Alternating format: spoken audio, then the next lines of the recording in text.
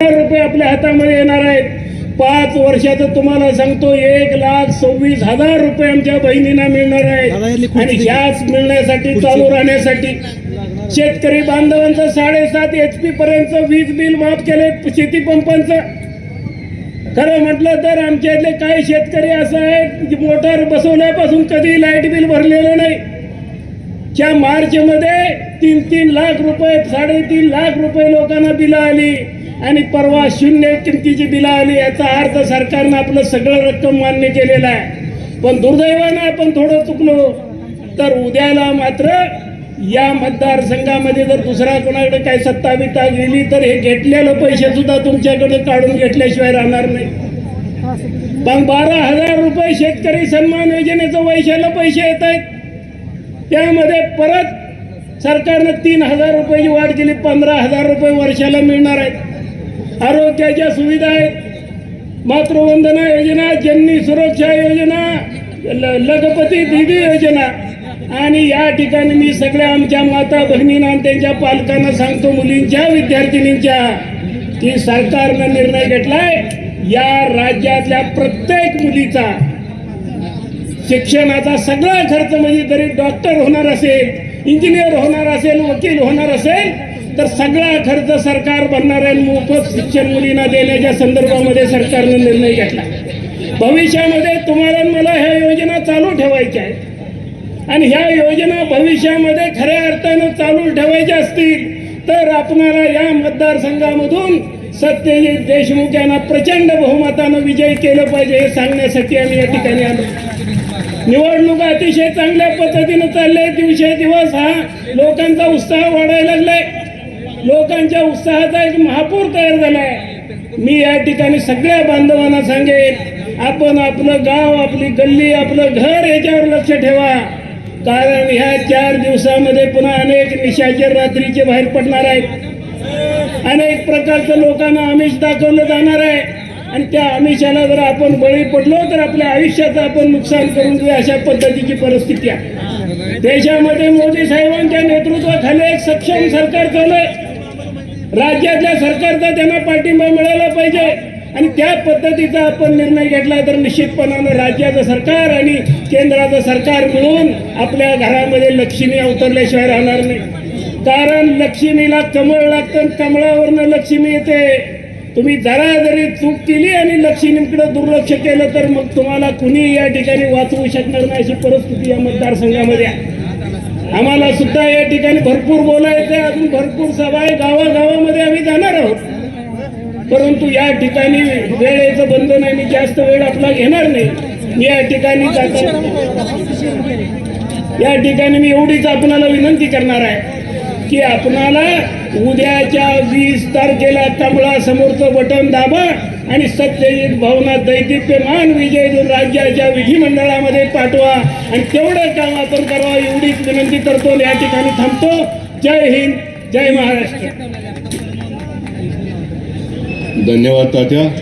यानंतर महाराष्ट्र राज्याचे माजी कृषी राज्यमंत्री विद्यमान आमदार सन्मान्य सदाभाऊ खोत यांना मी विनंती करतो, आपण आपलं रांगड्या भाषेतील मनोगत या निमित्तानं व्यक्त करावं अशी आपल्याला विनंती.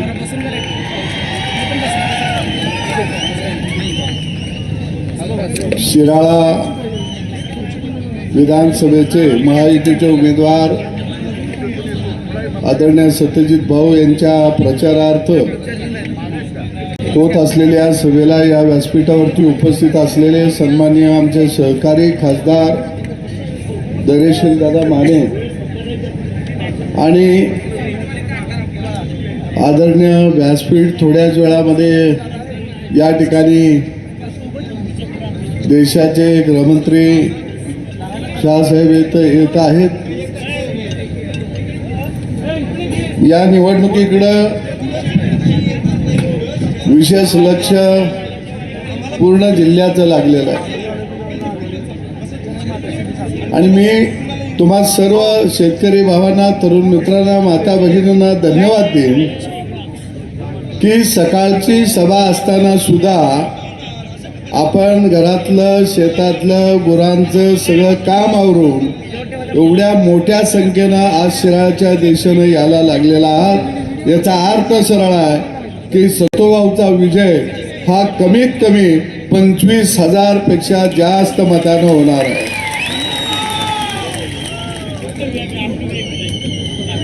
या ठिकाणी वाळवा तालुक्यातील जी गावं आहेत त्यामध्ये शिव्याप्पा आहेत, डॉक्टर प्रतापराव पाटील आहेत,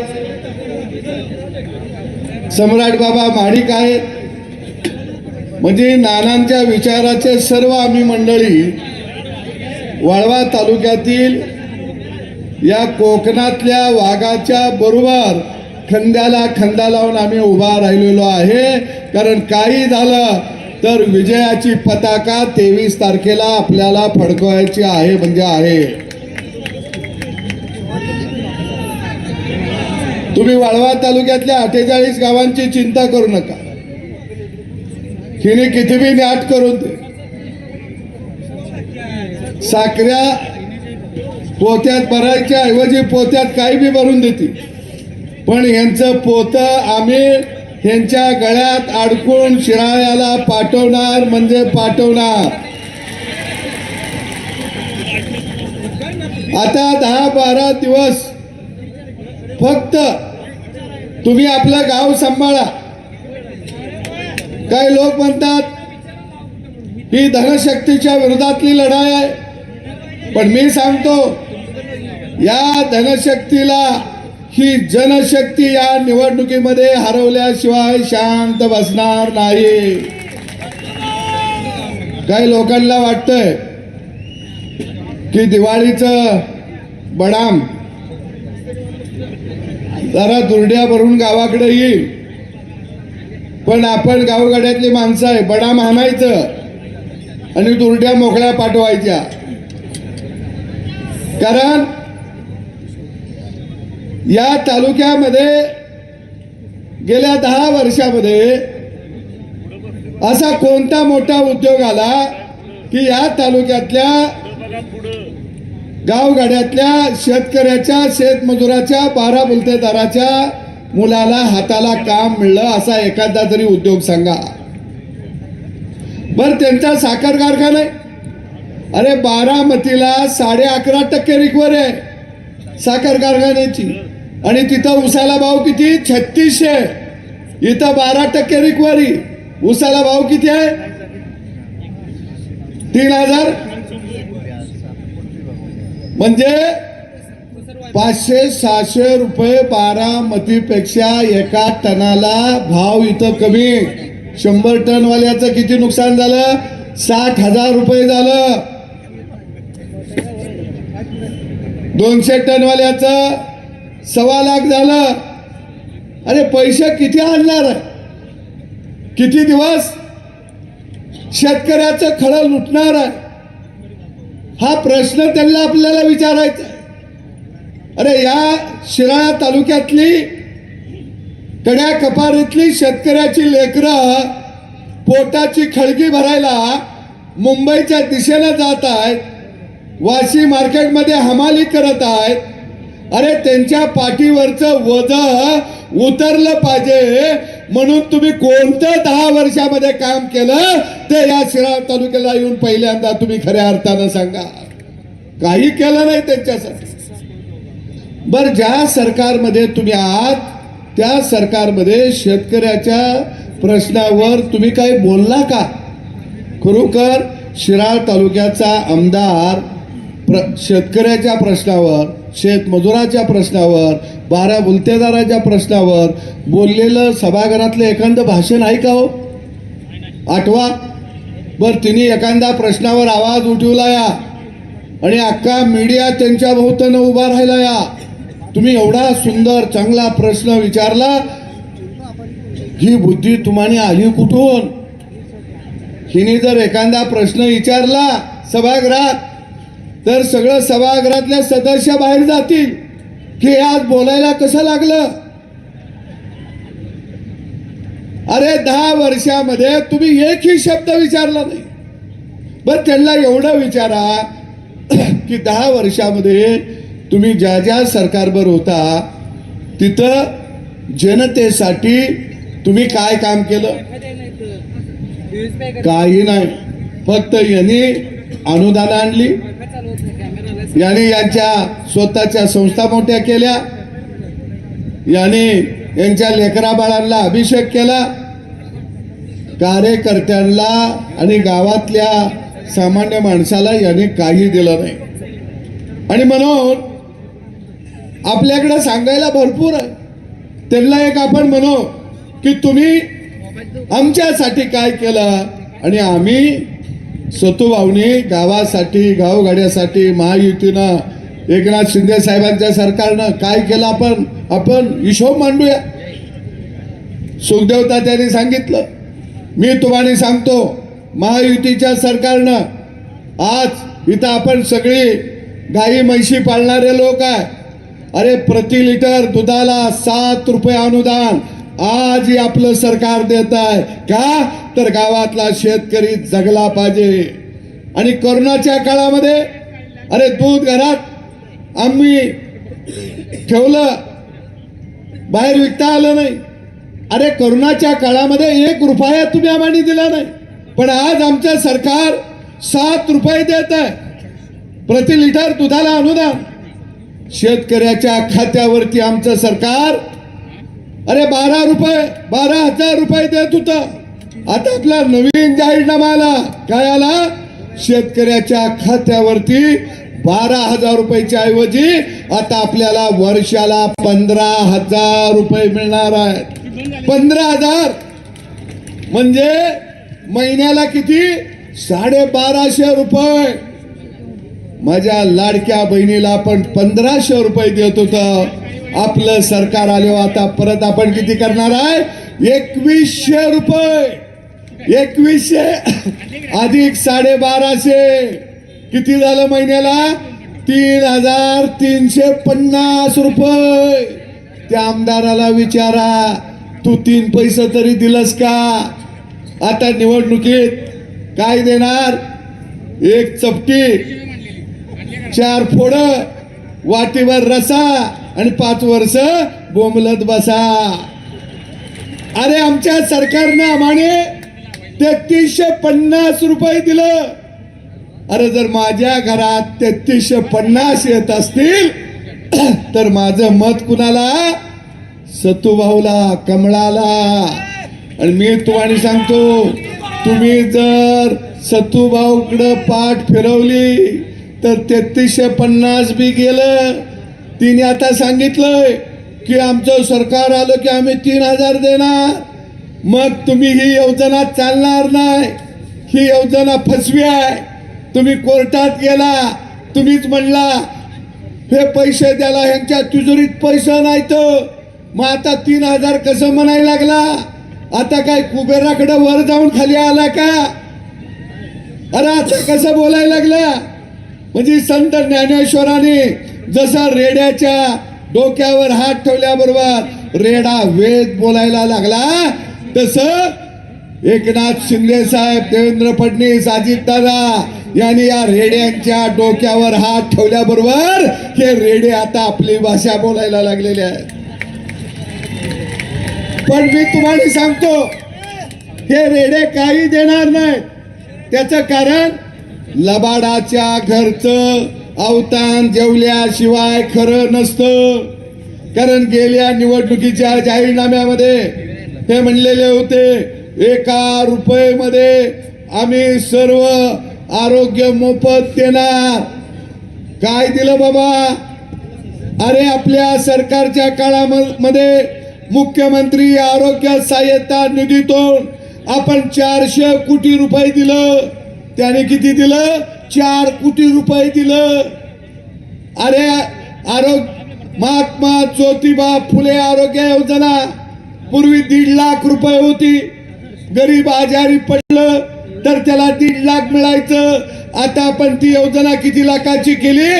5 लाखाची केली. 5 लाखाची. अरे गरीबाला मोठ्या आजारावरती उपचार करता आला पाहिजे म्हणून आता 5 लाख रुपये गरीबाला मिळणार आहे. दुसऱ्या बाजूला शेतकरी भावांनो, 7.5 HP पर्यंत वीज आता आपल्याला मोफत दिली. म्हणजे बटन दाबायचं घरात झोपायचं. किती बी पाणी शेतात फिरलं तरी 1 रुपया विजेचं बिल आपल्याला येणार नाही. म्हणजे खऱ्या अर्थानं शेतकऱ्याला, शेतमजुराला, बारामुलतेदाराला बरोबर घेऊन जाणारं सरकार कोणतं असेल तर महायुतीचं सरकार आहे. आणि सगळ्या शेतकऱ्यांना मी सांगतो, आपला जाहीरनामा निघाला, आपण सांगितलं आमचं सरकार आलं की आम्ही राज्यातल्या शेतकऱ्याला कर्जमाफी देणार आहे. कर्जमाफी. गावात जाऊन प्रचार करा. वीज मोफत, कमळाला मात. दुधाला 7 रुपये अनुदान, कमळाला मात. बहिणीला 2100 रुपये मानधन, कमळाला मात. शेतकऱ्याला कर्ज माफ, कमळाला मात. एवढंच जाऊन बोलायचं. सोशल मीडियावर काय बी टीका आली उत्तर द्यायचं नाही. खाली फक्त म्हणायचं वनली सतुभाऊ कमाल, वनली सतुभाऊ कमाल. बाकी काय बोलायचं नाही. आणि मला माहित आहे लाडकी बहीण यावेळी सतुभाऊच्या खांद्याला खांदा लावून उभा राहणार आहे. बाबांनो, खऱ्या अर्थानं सतुभाऊ सारखा एक प्रेमळ सज्जन व्यक्ती आज तुमच्या समोर उमेदवार म्हणून उभा आहे. नम्रता शिकावी ती सतुभाऊंच्याकडून शिकावी. सोजळपणा शिकावा तो सतुभाऊकडून शिकावा. अरे कुणी बी यावं आणि त्या माणसाच्या हाताला मनगटाला धरावं आणि सतुभाऊ आमच्या घरात चला यायला लागतंय. तो नम्रतेनं माणूस येईल, पण येताना मोकळ्या हाताने येत नाही. जर वयोमानानं जर मोठा माणूस असेल वडिला समान तर त्याच्या पायाकडे हात जातात. फक्त सतुभाऊचं हे ध्यानात ठेवा. फक्त सतुभाऊचं समोरच्या माणसाची आणि सतुभाऊची अशी तुलना करा. अरे देशमुख साहेबासारखा माणूस ज्यानं या दर्या खोऱ्यात राहणाऱ्या माणसाचं भविष्य उज्ज्वल केलं. देशमुख साहेब आयुष्यभर लहान लेकराला सुद्धा जावं म्हणून बोलवत होते. अरे त्यांचं लेकरू आज आपल्या समोर उभा राहिले. आणि म्हणून खऱ्या अर्थानं देशमुख साहेबांच्या आयुष्यामध्ये त्यांनी अनेक माणसं घडवली, उभा केली, नम्रता ठेवली. कधी कुणाला ते मागसर म्हणले नाही. परंतु शेवटच्या काळामध्ये आजारपणामध्ये सुद्धा ज्यावेळी देशमुख साहेब विधानसभेचे सभापती होते त्यावेळी त्यांच्यावरती अविश्वास ठराव आणला. हा कोकणातला माणूस हा सांगत होता, अरे मी आजारपणात आहे, 1 महिनाभर थांबा. 1 महिना झाला की मी राजीनामा देतो. पण या राष्ट्रवादीवाल्यांनी ऐकलं नाही. त्यांच्यावरती सभागृहामध्ये अविश्वास ठरावा दाखल केला आणि आजारपणात त्यांची खुर्ची काढून घेतली. हा माणूस सभागृहामध्ये म्हणला की मी आझाद शत्रू आहे, मी कुणाला दुखावलं नाही, मी कुणाचा अपमान केला नाही, मी कुणाबद्दल वाईट बोललो नाही, जे काही करता आलं ते मी चांगलं केलं. पण तुम्ही आज माझ्यावर का अविश्वास ठराव दाखवताय. अरे मी स्वतः राजीनामा द्यायला तयार आहे, मला अपमानित करू नका.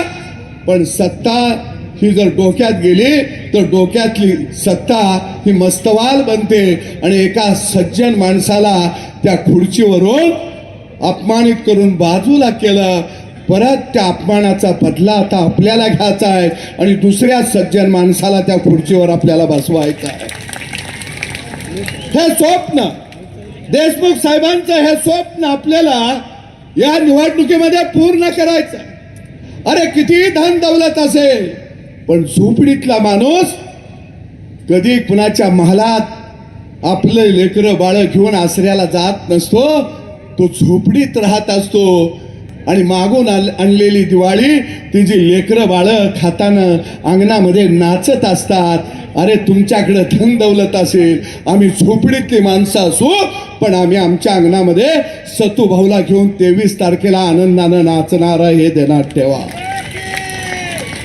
आणि म्हणून ही निवडणूक प्रस्थापित विरुद्ध विस्थापितांची ही निवडणूक आहे.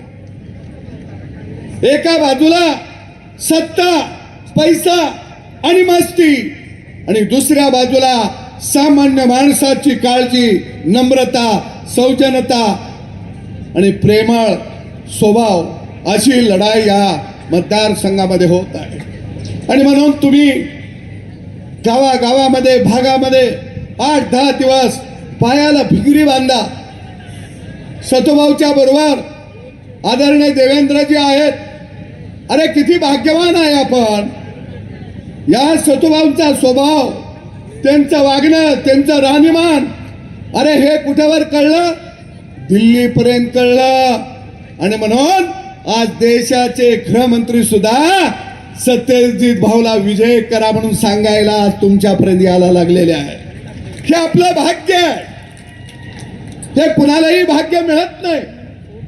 आणि म्हणून या निवडणुकीमध्ये तुमच्या समोरच्या उमेदवाराचे बडे बडे नेते येतील. ते जमिनीवरचं बोलत नाही, ते आभाळातलं बोलतात, आकाशातलं बोलतात. अरे परंतु वाकुर्डे बुद्रुक योजना हिला पैसा कुणी दिला? 1995 साली महायुतीनं दिला. नंतर 2014 साली देवेंद्र फडणवीसच्या सरकारनं दिला. आणि आता एकनाथ शिंदे साहेबांच्या सरकारनं दिला.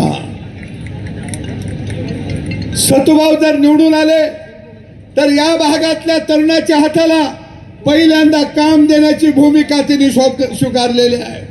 ही शिराळा MIDC, या MIDC मध्ये एखादा मोठा प्रकल्प आणून त्या माध्यमातून या भागातल्या 15-20 हजार तरुणाच्या हाताला काम मिळालं पाहिजे. हे सतुभाऊचं विधान आहे. शिराळा तालुका हा पर्यटन म्हणून तालुका नावारूपाला आला पाहिजे, हे विजन सतुभाऊंचं आहे. आणि म्हणून मला वाटतं की या निवडणुकीमध्ये आपण सतुभाऊच्या पाठीशी उभा राहावा. मी 6 वर्ष आमदार आहे. माझं गाव शिराळा मतदारसंघात आहे. सतुभाऊ आमदार, एकावर एक फ्री. आम्ही दोघं सुद्धा या तालुक्याचा विकास इतका करतो की पुढच्या 5 वर्षात काम शिल्लक ठेवणार नाही एवढा विकास करतो. आणि म्हणून कमळ या चिन्हासमोरील बटन दाबून आपण भाऊला विजय करूया. मित्राला, पाहुण्याला, ओळखीच्याला गावागावात फिरून सगळ्यांना सांगूया की एक सज्जन माणूस निवडून आला पाहिजे, नम्रता असणारा माणूस निवडून आला पाहिजे, पायाकडे हात आणि डोकं झुकणारा माणूस निवडून आला पाहिजे, हात दाखवला की गाडी थांबवणारा माणूस निवडून आला पाहिजे, समोर उभा राहिलो की हात जोडणारा माणूस निवडून आला पाहिजे. ही भूमिका गावागावात जाऊन पटवून सांगूया. आणि येणाऱ्या 23 तारखेला सतुभाऊला महाराष्ट्राचं नवं सरकार बनवायला मुंबईला पाठवूया, एवढीच अपेक्षा व्यक्त करतो. इथं थांबतो. धन्यवाद. धन्यवाद. मोठं मन आणि दिलदार मन कसं असावं याचं आपण 4 तारखेला मूर्तिमंत उदाहरण पाहिलं. सगळ्यांच्या नजरा ज्यांच्याकडे लागल्या होत्या ते सांगली जिल्ह्याचे युवा हृदय सम्राट सन्मान्य सम्राट बाबा महाडिक यांना मी विनंती करतो, आपण आपलं मनोगत या निमित्तानं व्यक्त करावं. युवा नेते आणि भविष्यातील आशावाद सन्मान्य सम्राट बाबा.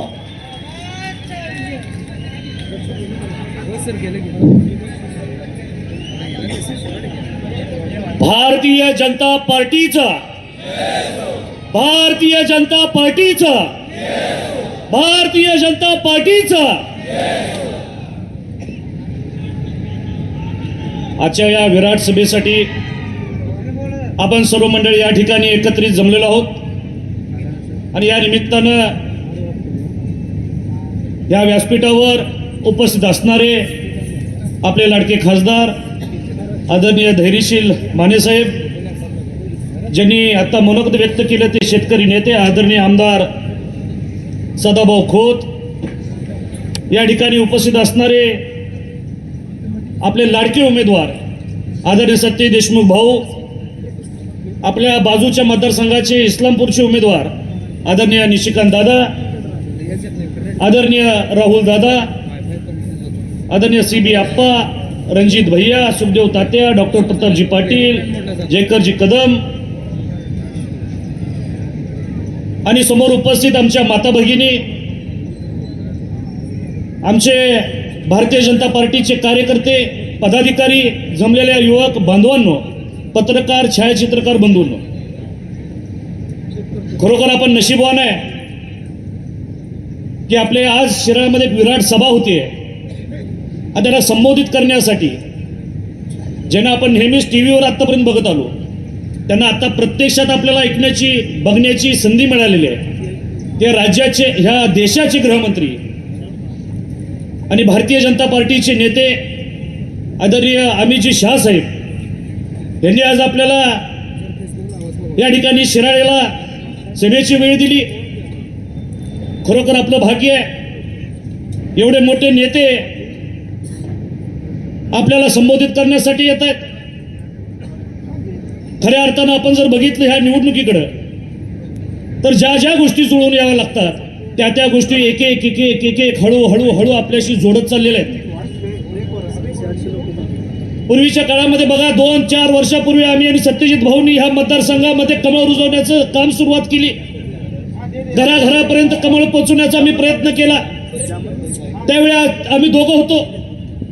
परंतु आज निवडणुकीचा टप्पा ज्या पद्धतीने झालेला आहे, आता तुम्ही व्यासपीठावर बघा, एक एक गोष्टी जोडत चाललेल्या आहेत. ह्या मतदारसंघातील एक एक गट आपल्या बरोबर यायला लागलेले आहेत, लोक आपल्या बरोबर यायला लागलेले आहेत. रोज आम्ही फिरतोय, 2-4 दिवस झाले या मतदारसंघामध्ये फिरतोय. ज्या ज्या गावात जातो त्या त्या गावामध्ये नवीन नवीन गट प्रवेश करायला लागलेले आहेत.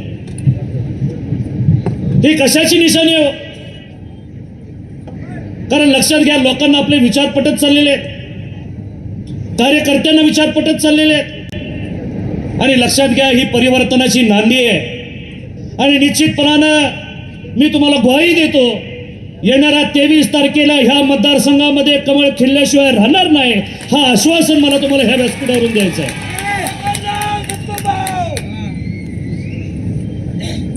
कारण बघा की मगाशी सदाभाऊंनी सुद्धा सांगितलं, उमेदवारांची तुलना करा, कोण सरस दिसतो. एका बाजूला 10वी-12वी पास असलेला एक उमेदवार, एका बाजूला उच्च शिक्षित असे आपले उमेदवार, ज्याचं मराठी, हिंदी, इंग्लिशवर प्रभुत्व आहे, जे आपल्या मतदारसंघातील प्रश्न त्या सभागृहामध्ये प्रभावीपणे मांडू शकतात.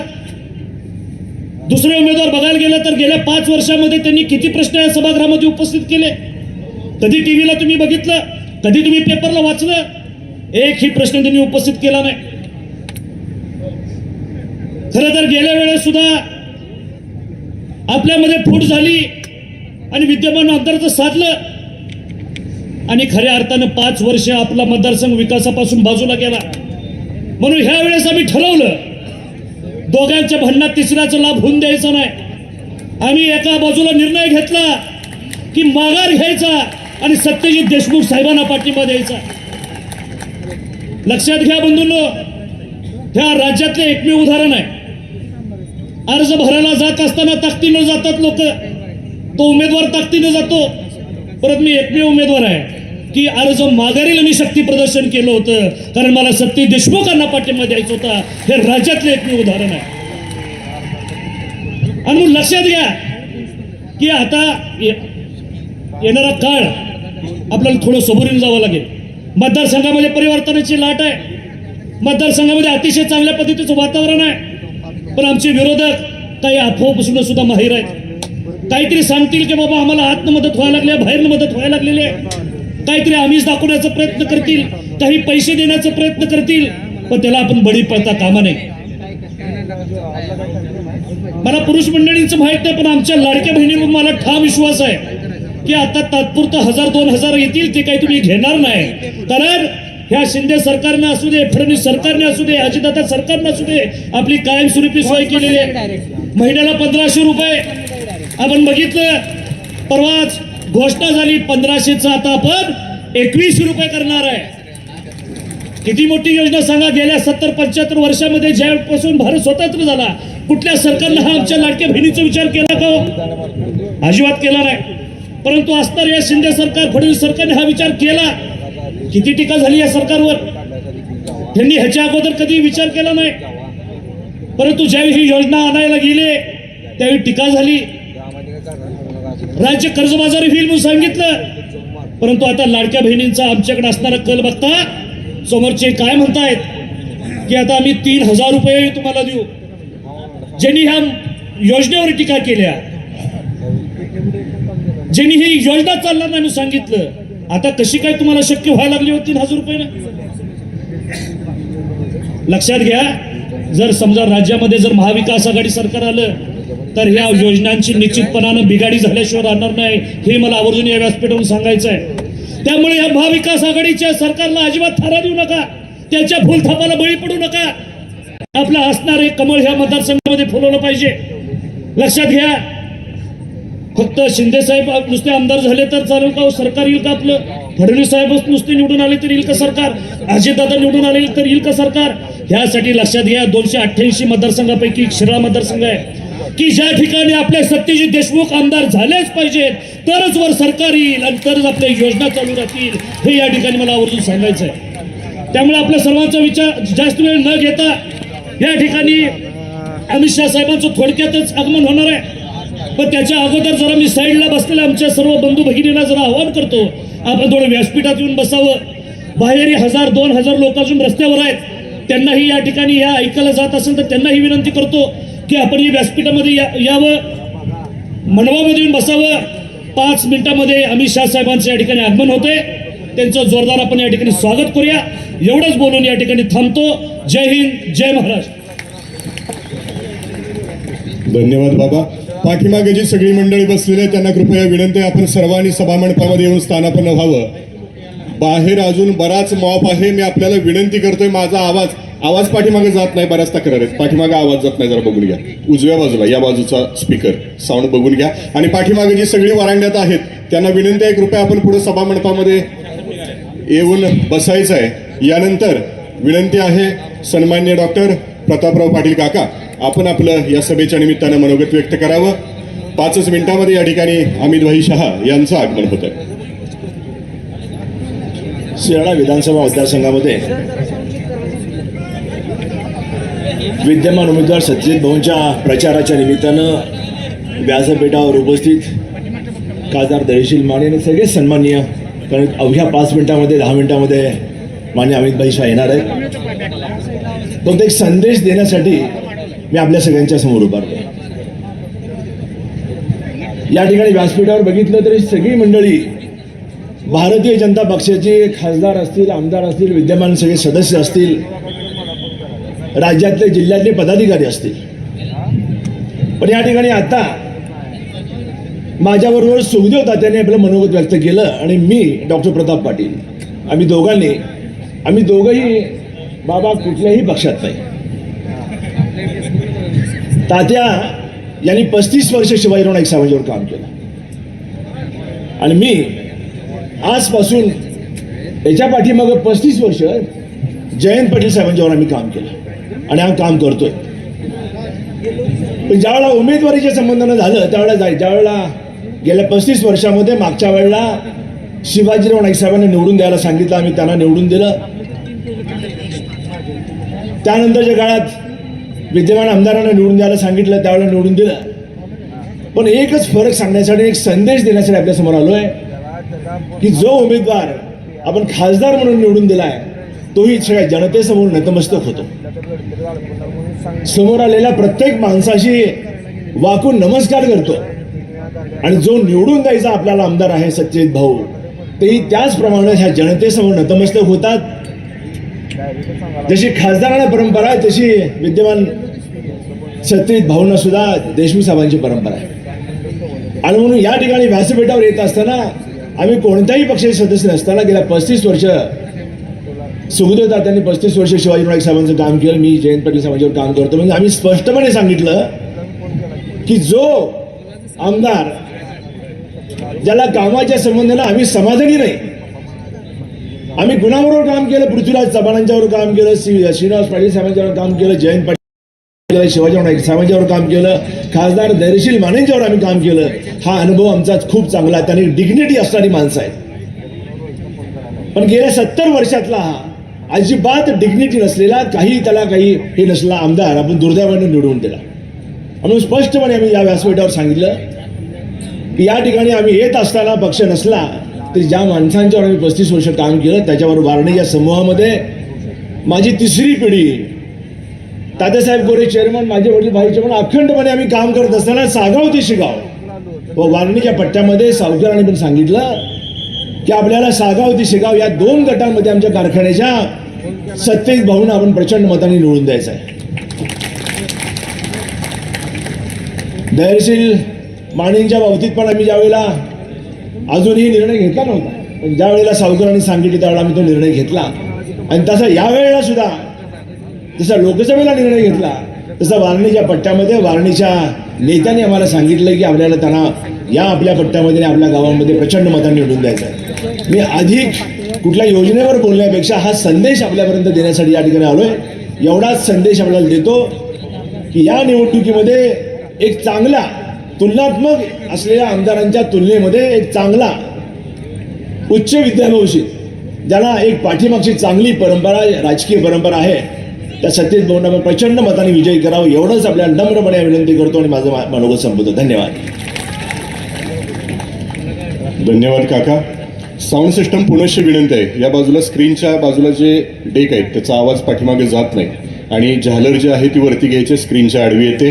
आणि यानंतर मी विनंती करतो सांगली जिल्ह्याचे ज्येष्ठ नेते, भारतीय जनता पार्टीचे माजी जिल्हाध्यक्ष सन्माननीय CB पाटील आप्पा, आपण आपलं मनोगत या निमित्तानं थोडक्यात व्यक्त करावं. त्यानंतर निशिकांत दादा पाटील बोलतील, त्यानंतर खासदार सन्माननीय धैर्यशील दादा बोलतील.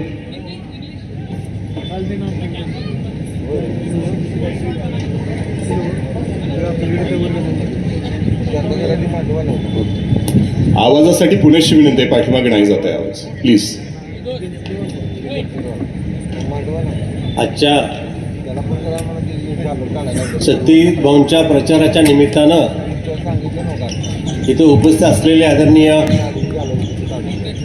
आपल्या विभागाचे खासदार धैर्यशीलजी माने, आदरणीय सदाभाऊजी खोत, वाळव्याचे उमेदवार राष्ट्रवादी अजित पवार गटाचे आदरणीय निष्कांतजी दादा, राहुलजी महाडिक, सम्राट बाबा, आपले लाडके उमेदवार आदरणीय सत्यजित भाऊ, सुखदेव तात्या, डॉक्टर प्रताप पाटील साहेब, आदरणीय रणजितजी नाईक, पृथ्वीजी नाईक, इथं उपस्थित असलेले सर्व वाळवा शिराळ्यातील मतदार बंधू आणि भगिनींनो, ही एक आपली ऐतिहासिक निवडणूक आहे आणि गेले अनेक वर्ष आम्ही वाळवा शिराळ्यामध्ये एकाच एक लढतीच्या प्रयत्नात होतो. प्रदेशच्या सर्व नेते मंडळींनी आमच्याकडे इच्छा व्यक्त केली होती की वाळवा तालुक्यामध्ये आणि शिराळ तालुक्यामध्ये एकाच एक उमेदवार देण्याचा प्रयत्न करावा.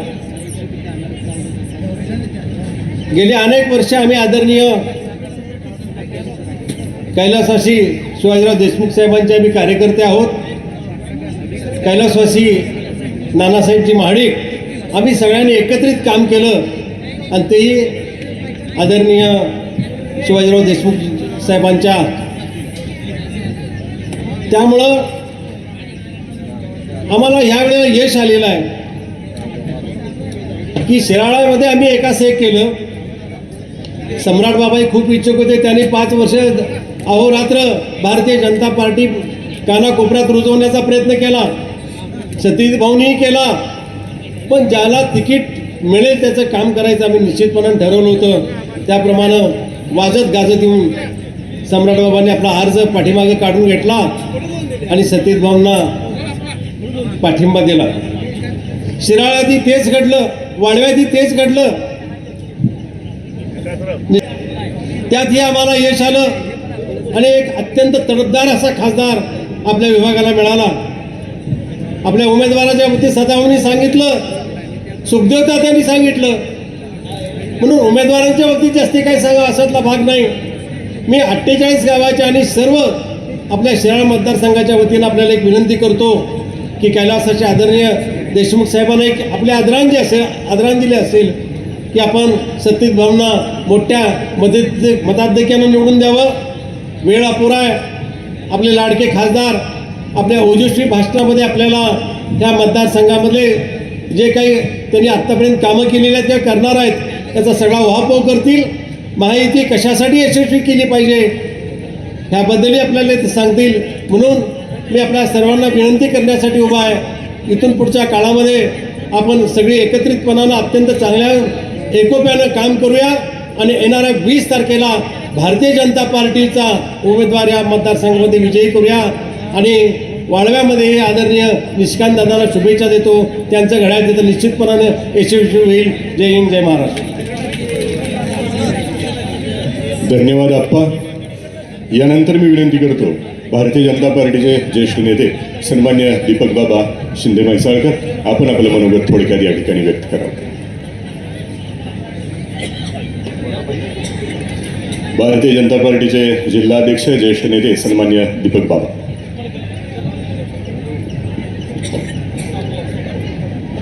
शिराळा मतदारसंघाच्या या निवडणुकीच्या पार्श्वभूमीवर आज आपल्यामध्ये आत्ताच एक 5 मिनिटांमध्ये देशाचे होम मिनिस्टर आदरणीय शहासाहेब येत आहेत आणि या सभेमध्ये खास उपस्थित असलेले आपल्या सर्वांचे आवडते उमेदवार सत्तूभाऊ खासदार धैर्यशील मानेजी, या ठिकाणी उपस्थित असलेले सदाभाऊ खोत, माडिक बंधू, आमचे मार्गदर्शक सीबी आप्पा, सुखदेव पाटील साहेब, सर्वच स्टेजवरील मान्यवर आणि या शिराळा मतदारसंघामधील बंधूंनो आणि भगिनींनो, ही जी निवडणूक आहे ही एक आगळी वेगळी निवडणूक आहे. हे काही सांगायला आपल्याला कोण इथं ज्योतिषी यायची गरज नाही. पूर्ण महाराष्ट्रामध्ये एक वेगळं वारं आपल्याला बघायला मिळतंय आणि युतीच्या माध्यमातून समाजामध्ये जे प्रश्न आहेत ते सोडवण्यासाठी म्हणून आपली सर्व नेते मंडळी कटिबद्ध आहेत. आपल्याला माहिती आहे की दिल्लीमध्ये भारतीय जनता पार्टीचं युतीचं सरकार आहे. महाराष्ट्रामध्ये आता युतीचं सरकार आहे, युतीचं सरकार येणार आहे. आणि ही सगळी पार्श्वभूमी आपण बघितल्यानंतर आपल्या भागाचा विकास आपल्याला जर करायचा असेल तर भारतीय जनता पार्टी आणि युतीशिवाय आपल्याला पर्याय नाही आहे, हे आपल्या सगळ्यात माझ्या आधीच्या वक्त्याने आपल्याला सांगितलेलं आहे. आणि शिराळा मतदारसंघ असेल, वाळवा मतदारसंघ असेल, हे राजकीय दृष्ट्या जर विचार केला तर अतिशय सुज्ञ असे मतदारसंघ आहेत. आणि समझने वालों को सिर्फ इशारा काफी होता है या उक्तीप्रमाणे आपण कुणाला निवडून दिलं पाहिजे याबद्दल आपल्या मनामध्ये कुठल्याही प्रकारची शंका बाळगण्याचं काही कारण नाही आहे. गेल्या 10 वर्षामध्ये देश पातळीवरती मोदींच्या माध्यमातून आणि त्यांच्या सर्व सहकार्यांच्या माध्यमातून देशाची प्रगतीची घोडदौड आपल्याला झालेली दिसते आहे. आणि ही घोडदौड होत असताना जो देश 10व्या क्रमांकावरती होता तो आता 5व्या क्रमांकावरती आहे आणि 2030 पर्यंत आपण 3ऱ्या क्रमांकावरती आपलं GDPच्या उत्पन्नाच्या माध्यमातून आपण येणार आहोत. आणि हे घडत असताना हे काय पोकळीमध्ये घडत नाही. हे घडवायला काही धोरणं आखावी लागतात आणि ती धोरणं भारतीय जनता पार्टीचे जे काही ज्येष्ठ नेते आपले आहेत ते अतिशय सुज्ञपणानं अतिशय विचारी पद्धतीनं ते आखत आहेत. आणि ही धोरणं आखत असताना नुसतं इंडस्ट्रियलायझेशन नाही, नुसते एक आपली प्रगती जी होते ती GDPच्या माध्यमातून नाही तर सामान्यातल्या सामान्य माणसापर्यंत हा विकास गेला पाहिजे याचा विचार मनामध्ये धरून ही प्रगती होते आहे. आणि ह्या सगळ्या पार्श्वभूमीवरती ही निवडणूक लागलेली आहे. भारतीय जनता पार्टी, राष्ट्रवादी काँग्रेस अजित पवार गट आणि शिवसेना शिंदे गट आणि इतर सर्व आपल्या युतीमधले पक्ष ही एकत्र येऊन आपण ही निवडणूक लढवतोय. तर या निवडणुकीमध्ये आपण सत्तूभाऊच्या पाठीमागं ठामपणानं आहातच, आपण राहाल असा विश्वास व्यक्त करून मी माझे 2 शब्द संपवतो. जय हिंद, जय महाराष्ट्र. धन्यवाद. यानंतर मी विनंती करतो शिवसेनेचे उपनेते, पश्चिम महाराष्ट्र शिवसेनेचा बुलंद आवाज, आपल्या विभागाचे लोकप्रिय खासदार सन्मान्य धैर्यशील मानेदादा, आपणास विनंती, आपण या प्रचंड जनसमुदायास संबोधित करावं. आदरणीय दादा.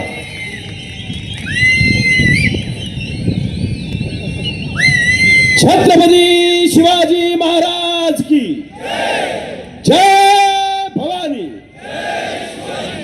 अजून इकडनं आवाज यायला पाहिजे. जय भवानी. शिवछत्रपतींच्या पदस्पर्शानं पुनीत झालेल्या या सह्याद्रीच्या डोंगर काऱ्या कोपऱ्यामध्ये राहणाऱ्या सर्व बहुजन समाजातील तमाम बंधू भगिनींना ज्यांनी सातत्यानं आपल्या नेतृत्वानं आपल्या पंखाखाली घेतलं आणि हा सह्याद्रीचा आवाज सातत्यानं विधानसभेमध्ये दुमदमत ठेवला, ते आपल्या सर्वांचे दैवत, ज्यांच्या आचार विचार आणि संस्कारानं आपण पुढे जातोय, त्या शिवाजीराव देशमुख साहेबांना मी सर्वप्रथम आपल्या सर्वांच्या वतीनं नम्र अभिवादन करतो.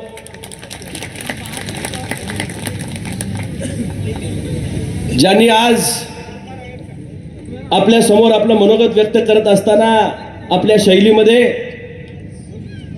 आपल्या विचारांना साथ दिली, ते महाराष्ट्राची मुलक मैदान तोफ, आपल्या परिसराचे आमदार आणि सुपुत्र आदरणीय सदाभाऊजी खोत साहेब. मी पहिल्याच भाषणात भाऊ म्हणत होतो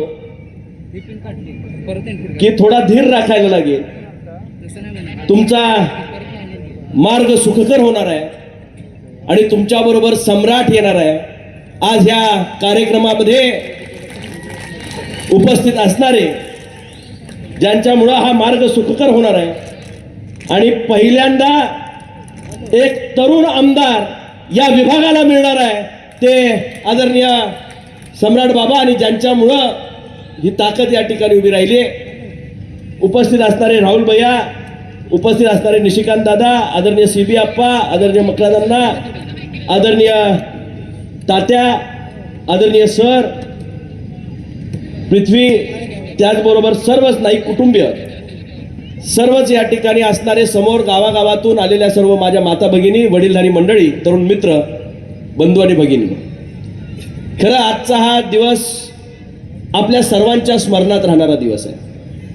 आतापर्यंत शिराळा तालुका हा दुर्लक्षित तालुका म्हणून ओळखला जायचा. मतापुरतच लोक इथपर्यंत यायची आणि कोणीतरी एखादा मोठा माणूस आला तर महाराष्ट्राचे मुख्यमंत्री इथपर्यंत येऊन गेलेले आहेत.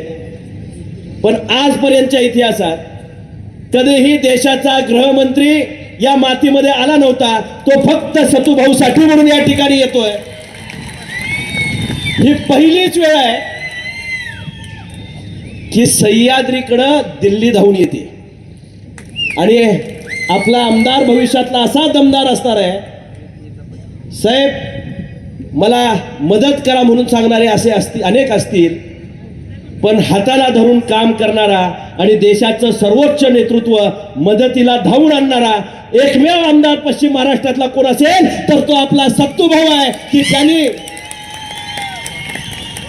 सुरुवातच म्हणजे पहिली स्टार्टिंगची बॅटिंग असते बघा, आणि त्यावेळी 100 रन काढायचे असतात.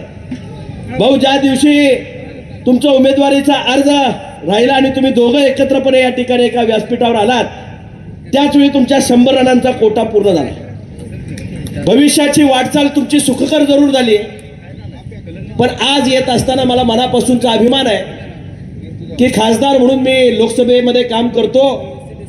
देशात त्या सर्वोच्च सभागृहामध्ये 2च नेते सर्व देशाची सूत्र हाताळतात. एक देशाचे पंतप्रधान नरेंद्रजी मोदी आणि ज्यांच्याकडं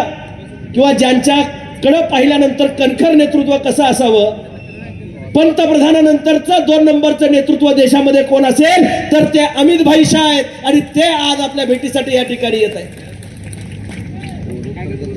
मी विचार करत होतो बीजेपीच्या इतक्या सीट्स पश्चिम महाराष्ट्रामध्ये आहेत, त्यांनी भाऊ ठरवलं असतं तर राहुल भैया कोल्हापूरला सुद्धा सभा घेतली असती. ते सभा त्यांनी ठरवलं असतं तर कोल्हापूरला सुद्धा या ठिकाणी सभा घेतली असती.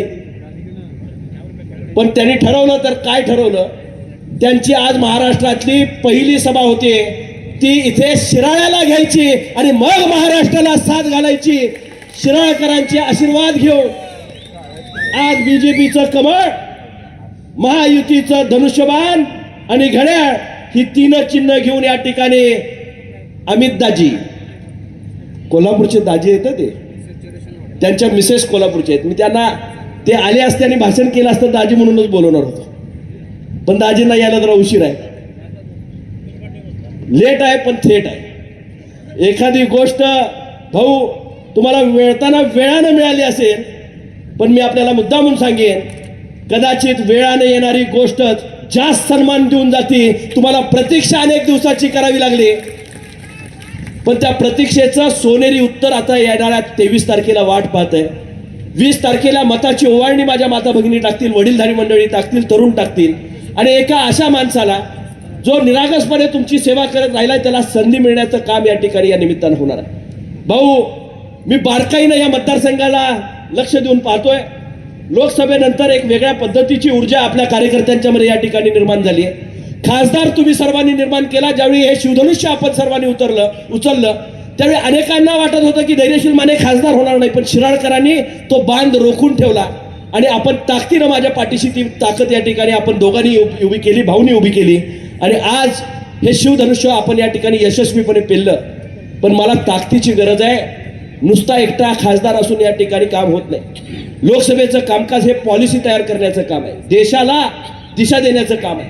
आपल्याला राज्यामधनं त्या रूट करायच्या असतात आणि आपला आमदार जर तिथला प्रभावी काम करणारा असेल तर त्याच्या माध्यमातून त्या पॉलिसीज खाली तळागाळापर्यंत पोहोचू शकतात. खासदाराने एखादा निर्णय केंद्रामध्ये घेतला तर त्याचं माध्यम जे असतं ते विधानसभा असते आणि त्या विधानसभेच्या आमदाराचं हे कर्तव्य असतं की ते घराघरापर्यंत, दारादारापर्यंत या ठिकाणी पोहोचवलं पाहिजे. मी निश्चितपणे या ठिकाणी सांगेन केंद्रामध्ये जे शासन आहे ते आपल्या सर्वांच्या विचाराचं आहे. महायुतीचं शासन या ठिकाणी केंद्रामध्ये काम करतं. आज नरेंद्र मोदी साहेबांसारखं एक सक्षम नेतृत्व या देशाला दिशा देण्याचं काम करत असताना खासदार म्हणून मला आपलं तिथं मत मांडण्याचा अधिकार तुम्ही या ठिकाणी दिलाय. आपलाच आमदार खाली असला तर दोन्ही ओंजळीनं देण्याची कामं आम्ही या ठिकाणी करू. आज खासदार म्हणून काम करताना मला मर्यादा येत आहेत. कामं आपली आणि नारळ दुसऱ्याची.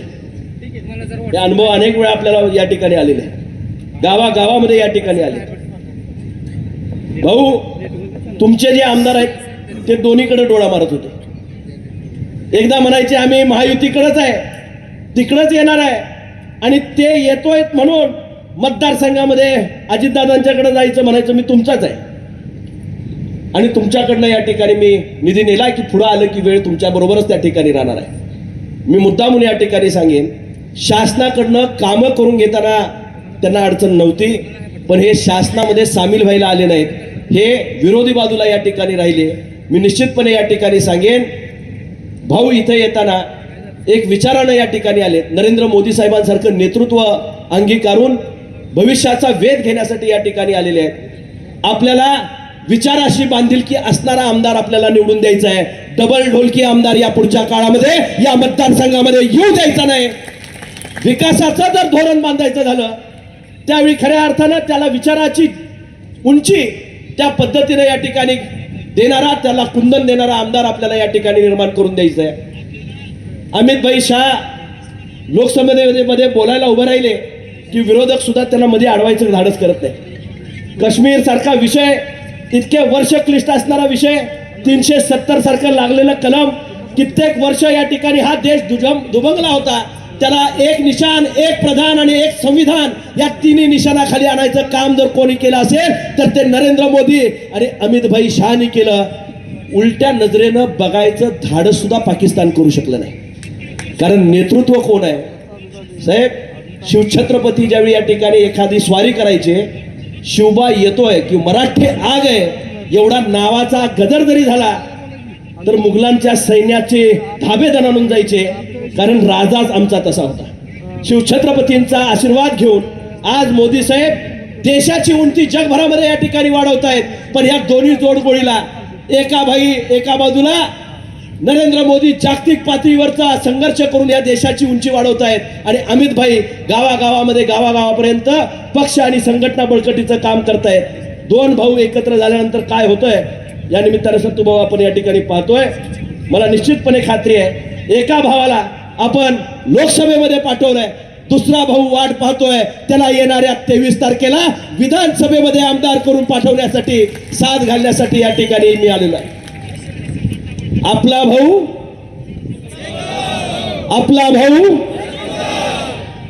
भाऊ अनेक असतात, सावत्रही असतो आणि आपला असतो. आपला भाऊ कोण असतो? जो प्रसंगाला उभा राहतो, या दराखाऱ्या खोऱ्यात असणाऱ्या माऊ माऊल्यांच्या प्रश्नांसाठी झगडा करतो, त्यासाठी म्हणून आवाज उठवतो, रात्रंदिवस त्याच्यासाठी झगडत असतो. भाऊ नुसतंच नाव लावून चालत नाही तर भावासारखं वागावं लागतं. मी निश्चितपणे सांगेन, निष्कलंकपणे सामान्य माणसासाठी अहोरात्रपणे निष्पापपणे प्रयत्न करणारा आणि गरिबाच्या मदतीला जाऊन जाणारा आपला भाऊ आहे. आणि म्हणूनच सत्तू भाऊ आपला भाऊ आहे आणि आपल्या भावाला परत या ठिकाणी ताकद देण्याची वेळ येणाऱ्या काळामध्ये आपल्याला या ठिकाणी मिळणार आहे. त्यांचा हेलिकॉप्टरचा आवाज यायला लागलाय, आलंय ना? 10 मिनिटं आहेत भाऊ, तुम्ही माझी इच्छा आहे त्यांच्या समोर बोलावं. कारण आपला आवाज एकदा केंद्रात ऐकला गेला पाहिजे.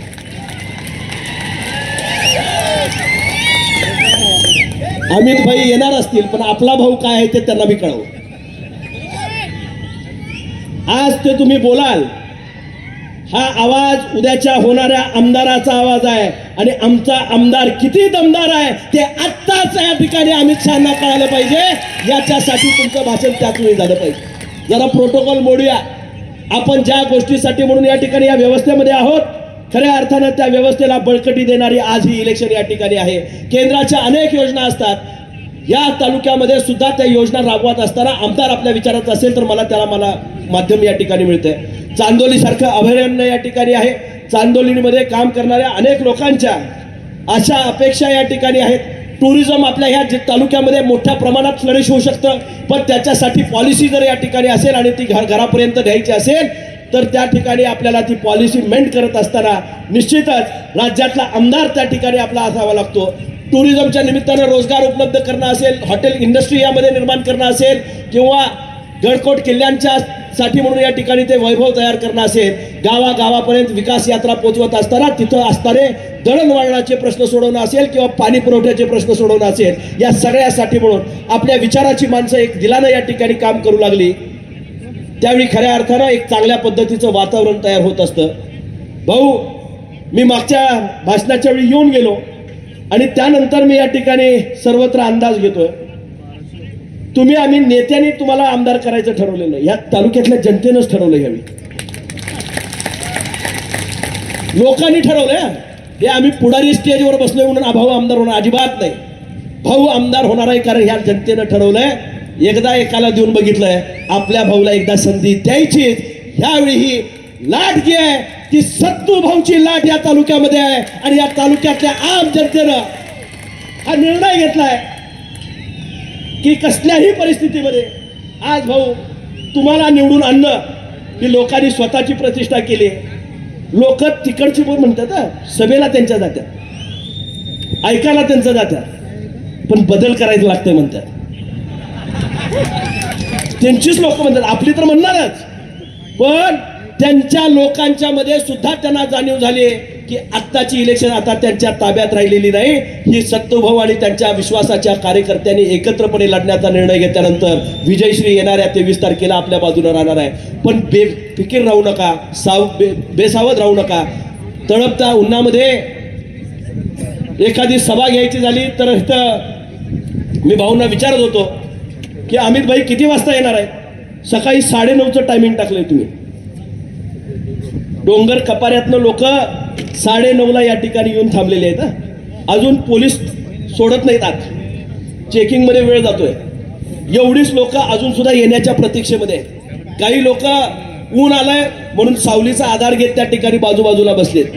हे ग्राउंड कमी पडेल एवढ्या लोकांची गर्दी आज सुद्धा या ठिकाणी तळपत्या उन्हामध्ये आपल्या मुलाला आमदार पाहण्यासाठी, आपल्या भाऊला आमदार करण्यासाठी या ठिकाणी उपस्थित आहे. माझ्या तमाम माता भगिनींना या ठिकाणी सांगायचं आहे, मी भाऊंना मगाशी विचारलं किती महिलांना लाडक्या बहिणीचा लाभ मिळाला.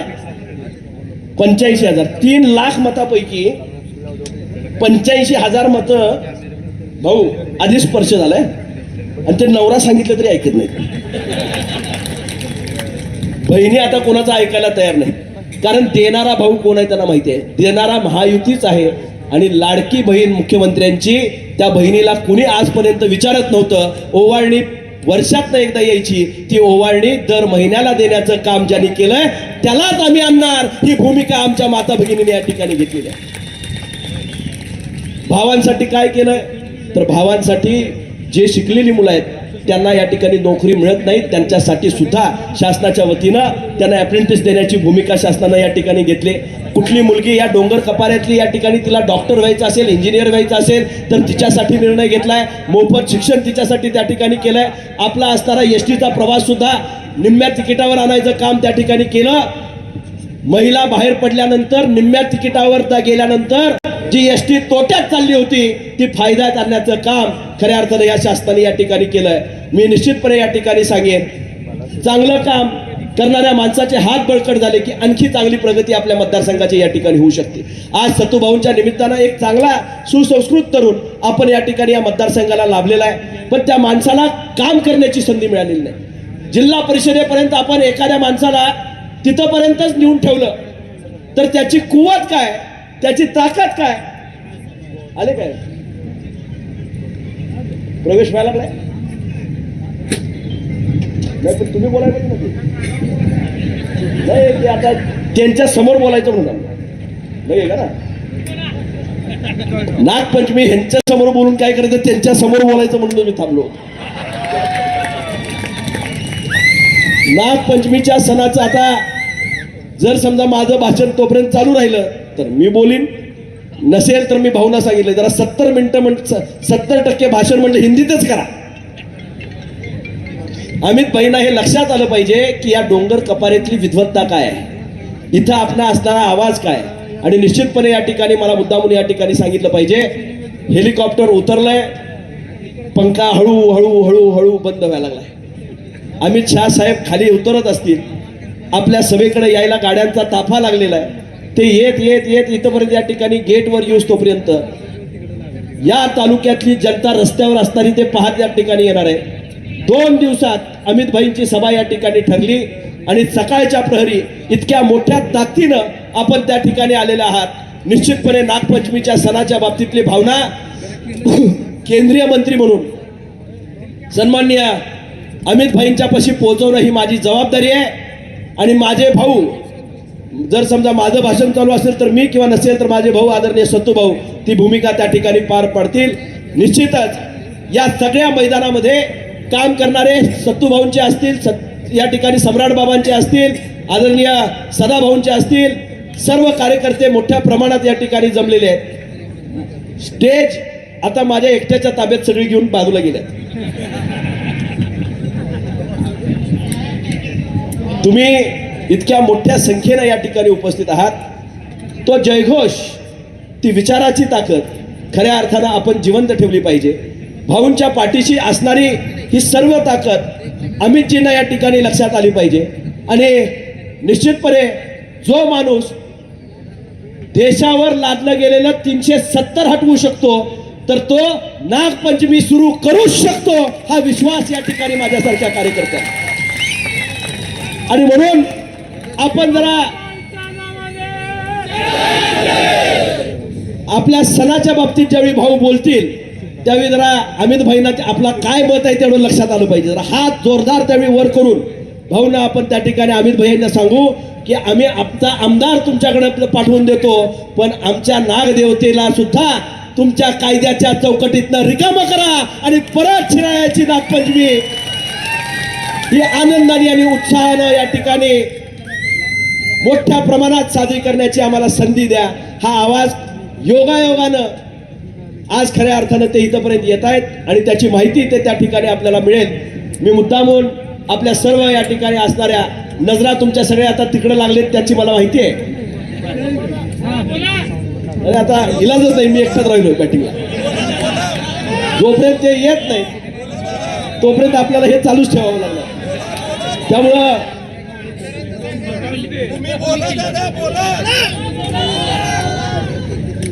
मी एक गोष्ट सांगतो. तो एका घरामध्ये एक आई असते. आई आपल्या मुलांच्यावर संस्कार करण्याचा प्रयत्न करत असते.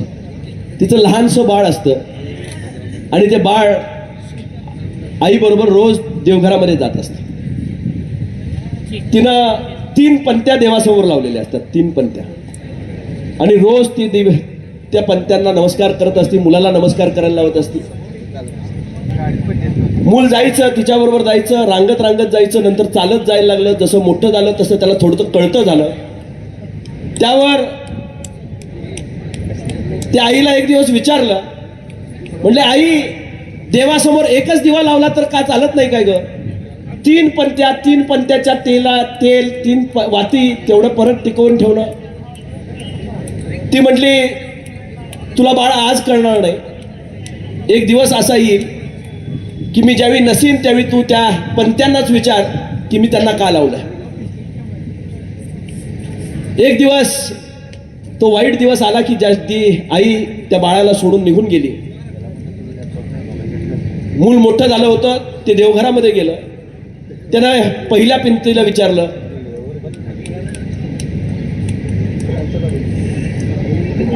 की तू विजलीस, असं काय झालं की तू आई असताना तर असायचीस पण अचानक विझून गेलीस? तर ती म्हणाली, तुझ्या आईनं लावताना मला प्रतीक म्हणून लावलं होतं ते सुख समृद्धीचं, समाधानाचं. तुझी आईच निघून गेली तर आता सुख समृद्धी आणि समाधानाचं प्रतीक कसं राहील, म्हणून मी विझून गेली. दुसरे एक पंथी त्याच्या बाजूची होती, ती विझून गेली होती. तिला त्या बाळानं जाऊन विचारलं की तू का विझून गेलीस? ती म्हटली, ह्या घरामध्ये सुख आणि समृद्धी तुझ्या आईमुळे होती, ती निघून गेली. समाधान होतं ते निघून गेलं. आरोग्यावर सुद्धा लालचं आलं. मी जगून एकटी काय करू म्हणून मीही निघून गेले. समृद्धी गेली, सुख गेलं, समाधान गेलं. तिसरी एकच पंथी तेवत राहिली होती. त्या बाळानं जाऊन तिला विचारलं, का ग बाई, दोन्ही तुझ्या बहिण्या मावळून गेल्या पण तू एकटीच का शिल्लक राहिलीस? त्यावर त्या पंथीनं सांगितलं, तुझ्या आईनं सांगितलं होतं, मी गेल्यानंतर कदाचित माझ्या लेकराला हे कळणार नाही की सुख आणि समाधान कुठं असेल. तू एकच शिल्लक राहा, तुझ्यामुळं प्रज्वलित राहा. तू प्रज्वलित असल्यानंतर परत एकदा त्या 2 पंत्या पेटवशील आणि माझ्या घरातलं सुख आणि समाधान परत येईल. आज देशमुख साहेब आपल्याकडनं निघून गेले पण एक पंथी ठेवून गेलेत. तिथंच आशेचं किरण म्हणून आम्ही तिच्याकडे बघतोय. सुख आणि समाधान आणि उत्कर्ष ह्या मतदारसंघातला आणायचा झाला तर एक आशेचं किरण आम्हाला सत्तूभाऊच्या निमित्तानं त्या ठिकाणी दिसतंय. ते आशेचं किरण तेवढं आईनं लावून ठेवलंय. त्या माऊलीची सेवा करण्याची संधी या ठिकाणी आपल्याला मिळते. मला आपल्याला हात जोडून विनंती करायची आहे, ती पंथी तेवढी विझू देऊ नका. ह्या आशेचं किरण या मतदारसंघाचं कोण असेल तर आपला भाऊ, आपला भाऊ. ही पंथी तेजोमय करेल, तुमच्या भविष्याला आकार देईल. ह्या भविष्याला सामान्य माणसाच्या उत्कर्षाची एक वाट या ठिकाणी निर्माण करेल. अंधकारामधनं त्या ठिकाणी पुढे जाण्यासाठी म्हणून बळ देईल आणि ताकद देईल. मी निश्चितपणे या ठिकाणी सांगेन की प्रत्येक माणसाच्या आयुष्याला एक संधी कुठेतरी मिळायची अपेक्षा असते. ही जी माणसं मोठी झाली त्यांच्याही पाठीशी कुणीतरी आशीर्वादाचे हात उभे केले असतील. तुमच्या तरुण वयामध्ये तुमच्यावर कुणीतरी विश्वास टाकला असेल. तुमच्या आई वडिलांनी आले का जवळ? हा, आता भाऊंच्याकडे पॅटर्न देतो. स्पर्धा ज्यावेळी असते ना ते पळायची एकमेकाची. त्यावेळी एकमेकाविरुद्ध पळण्यापेक्षा एकमेकाच्या साथीनं पळायचं असतं. बॅटन पुढच्या हातात देत असताना त्याने आणखी गतीनं पळायचं असतं आणि रॅली पूर्ण करायची असती. खासदार बोलल्यानंतर उद्याचा आमदार आता परत बोलणार आहे आणि त्याचा दमदार आवाज तुमच्यापर्यंत पोहोचावा याच्यासाठी म्हणून हे व्यासपीठ मी त्यांच्यासाठी देतो. आणि कमळ हे घराघरापर्यंत न्या आणि हे आशेचं कमळ तुम्हीच फुलवू शकता ही कळकळीची विनंती करून माझे मनोगत संपवतो. जय हिंद, जय महाराष्ट्र. धन्यवाद दादा. आणि यानंतर मी विनंती करतो, शिराळा विधानसभा मतदारसंघाचा आपल्या सर्वांचं हित म्हणजेच सत्यजित यानंतर आपले मनोगत व्यक्त करतील आपला भविष्यातील आशावाद भावी आमदार सन्मान्य सत्यजित देशमुख भाऊ. आजच्या आपल्या या ऐतिहासिक अशा पद्धतीच्या जाहीर सभेला ज्यांनी आता आपल्याला सगळ्यांना संबोधित केलेलं आहे ते आपले खासदार आदरणीय धैर्यशील मानेसाहेब, इथे उपस्थित असलेले मंचकावरील सर्वच आदरणीय मान्यवर, त्यामध्ये आदरणीय राहुलजी महाडिक साहेब आहेत, सन्माननीय प्रतापरावजी पाटील साहेब आहेत, सुखदेव तात्या आहेत, मकरंदजी देशपांडे साहेब आहेत, सन्माननीय CB अप्पा, आदरणीय रणजितसिंह नाईक भैया, सन्माननीय पृथ्वी बाबा, सचिनजी पाटील, सन्माननीय चंद्रकांतजी पाटील, उपस्थित असलेले हनुमंतरावजी पाटील, KD पाटील आबा. आज आपण सर्व मंडळी या देशाचे लोह पुरुष म्हणून ज्यांची एक वेगळ्या पद्धतीची प्रतिमा निर्माण त्यांनी केलेली आहे, कर्तृत्व, नेतृत्व आणि व्यक्तिमत्वामध्ये असणारे जे त्यांच्याकडं फोलादीपणा आहे, तो जो फोलादीपणा त्यांनी या निमित्तानं भारताच्या अखंडत्वासाठी आणि एकतेसाठी सातत्यानं दाखवलेलं आहे.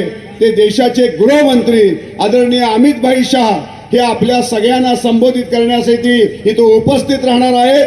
आणि मी खरं मनापासून माझ्या असणाऱ्या ह्या शिराळा आणि वाळवा विभागातल्या जनतेचं अंतःकरणपूर्वक इथं आभार मानतो की एवढ्या सकाळी 9:30-10 वाजता एवढ्या मोठ्या संख्येनं तुम्ही उपस्थित राहता. यातच खऱ्या अर्थानं उद्याच्या निवडणुकीमध्ये निकाल काय लागणार आहे हे या जनतेनं ठरवलेलं आहे. कुणी काहीही सांगितलं तर यावेळेस मगाशी आमचे खासदार आदरणीय धैर्यशील मानेसाहेब बोलले त्या पद्धतीनं लोकांनी ठरवलेलं आहे, जनतेच्या मनामध्ये आहे. 4 वेळा नाईक साहेब झालेले आहेत, 2 वेळा मानसिंग भाऊ झालेले आहेत, 1 वेळा सत्यजित शिवाजीराव देशमुख हा विधानसभेमध्ये जायलाच पाहिजे ही सर्वसामान्य माणसांची भावना आहे. त्याचं कारण आहे 27 वर्षापासून अविरत सर्वसामान्य माणसांसाठी कष्ट करणं, गरिबांची असणारी अडीअडचणी सोडवणं, त्यांच्या मदतीला धावून जाणं, सर्वसामान्य सहकार्याला आपला भाऊ मानणं, त्याच्या असणाऱ्या अडीअडचणीला आपल्या आयुष्यातलं सगळ्यात बहुमोल अशा पद्धतीचा वेळ देणं, यामध्ये मी सातत्यानं सर्वसामान्य माणसांच्या बरोबर जे राहिलेलं आहे ती या निमित्तानं जी नाळ आमची सर्वसामान्य माणसाबरोबर जी जोडली गेलेली आहे ती नाळ आज बोलायला लागलेली आहे. कैलासवासी देशमुख साहेब 2019ला आपल्यामधनं निघून गेले. देशमुख साहेब निघून गेल्यानंतर मला सुद्धा वाटत होतं की आता आपण कुणासाठी राजकारण करायचं, कुणासाठी समाजकारण करायचं. कारण का आपण ज्यांना आपल्या आयुष्यातलं गुरु द्रोण मानलं होतं, द्रोणाचार्य म्हणून ज्यांच्यावरती आपण प्रेम केलं होतं ते देशमुख साहेब आपल्यामध्ये नाही आहेत. पण देशमुख साहेबांनी मला सांगितलं होतं, सत्यजित तुझ्याकडं मी पैसा देणार नाही, तुझ्याकडं मी फार मोठी साधनं देणार नाही. अगे आपल्या देशाचे लोहपुरुष आणि देशाचे गृहमंत्री आदरणीय अमितभाई शाह यांचं आगमन होत आहे आणि अमितभाई शाह यांना आपण सगळ्यांनी उभं राहून टाळ्याच्या गजरामध्ये आपण त्यांचं स्वागत करावं. या निमित्तानं शिराळा वाळवा तालुक्यातल्या आपल्या जनतेचा जो एक ताकदीचा आविष्कार आहे तो आविष्कार त्यांना सुद्धा दिसून दे आणि या निवडणुकीच्या माध्यमातून जनतेच्या मनामध्ये असणारा जो हुंकार आहे, जनतेच्या मनामध्ये असणारी जी भावना आहे परिवर्तनाची, बदलाची जी भावना आहे ती बदलाची भावना या निमित्तानं सर्वसामान्य माणसांच्या रूपातनं त्यांच्या असणाऱ्या उपस्थितीच्या माध्यमातून आपण दाखवणं गरजेचं आहे. इथं अमितभाई शाह यांचं आगमन झालेलं आहे. मला या निमित्तानं आपल्या सगळ्यांना सांगावं असं वाटतं, सकाळी आणि ज्यांची आपण आतुरतेनं वाट पाहत होतो त्या देशाचे कर्तृत्व संपन्न कर्तव्यदक्ष सहकार आणि गृहमंत्री सन्माननीय अमितभाई शहा यांचं शिराळ्याच्या नागभूमीमध्ये आगमन होत आहे. आपण सर्वांनी त्यांचं मनपूर्वक स्वागत करूया. अमित भाई शाह जी, आपका इस नागभूमि में तहे दिल से मनपूर्वक सहर्ष सहर्ष स्वागत, सुस्वागतम, स्वागतम, आगतम. आप आए, बहार आई. सन्माननीय अमितजी शहा साहेब यांचं या ठिकाणी आगमन, मनपूर्वक सहर्ष सहर्ष स्वागत, सुस्वागतम. सर्वांनी स्थानापन्न व्हावं. आप सब लोग बैठ जाइए. मैं आपसे विनती करता हूँ, आप सब लोग बैठ जाइए. और इस चालू है या आज आपल्या सगळ्यांसाठी एक सुवर्ण अक्षरानं लिहावा अशा पद्धतीचा दिवस आहे की देशाचे गृहमंत्री आणि ज्याने खऱ्या अर्थानं देशाच्या अखंडत्वासाठी, एकतेसाठी प्रचंड मोठ्या पद्धतीचं योगदान दिलेलं आहे ते अमितभाई शाह आपल्या सगळ्यांच्या मध्ये आज उपस्थित झालेले आहेत.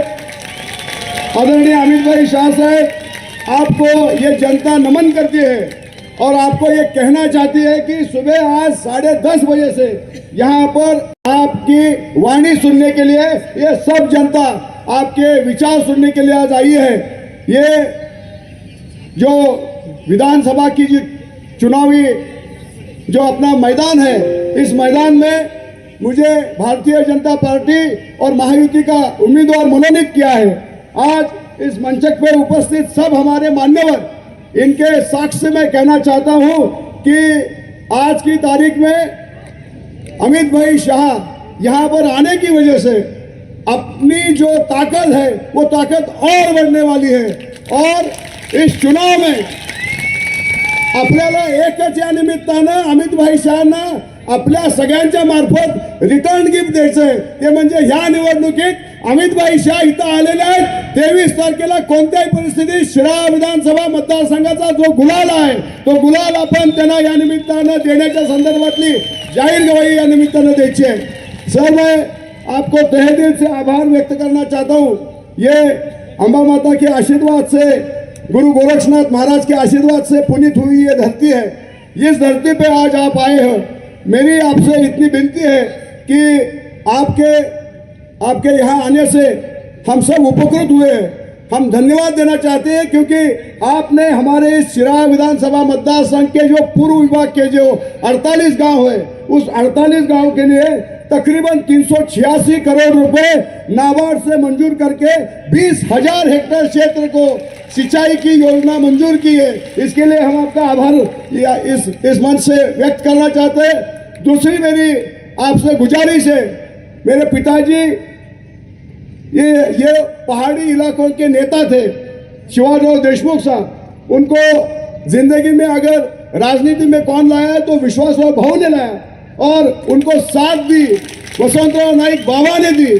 तो मेरी ये गुजारिश है कि इस पहाड़ी इलाके के ऊपर आपका भी वैसा ही ध्यान चाहिए जैसे मेरे पिताजी का मेरे इन लोगों के ऊपर था. और ये मेरी आपसे निजी गुजारिश है, मेरी आपसे ये विनती है इस कार्यक्रम के माध्यम से कि यहाँ पर संभाजी महाराज को बचाने का अंतिम प्रयास जो था वो भूईकोट किले पे हुआ था.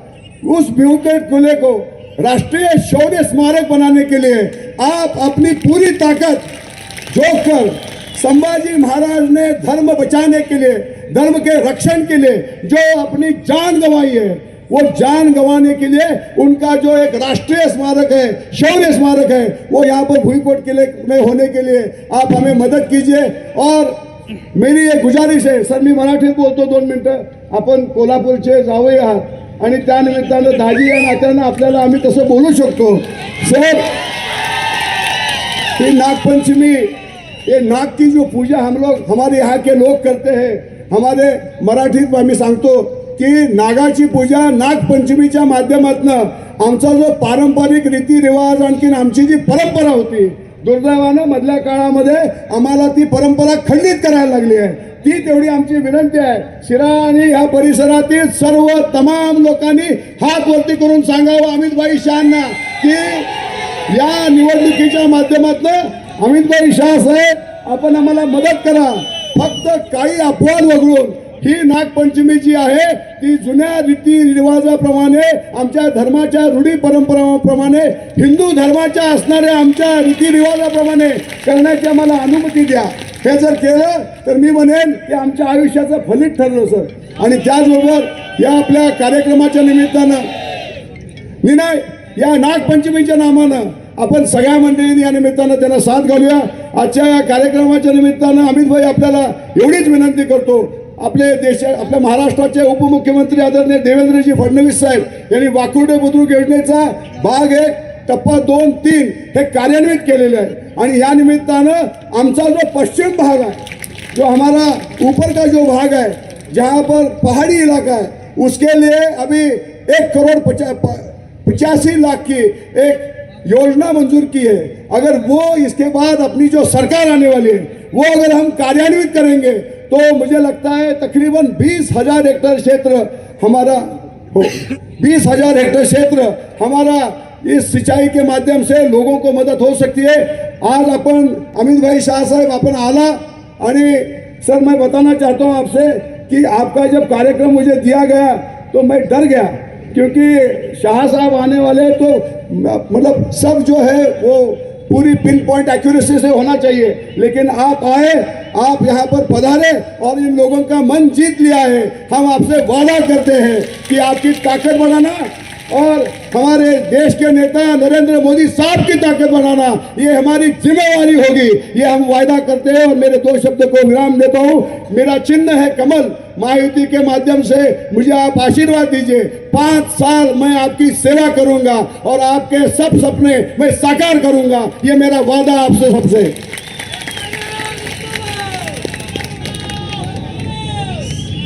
शुक्रिया.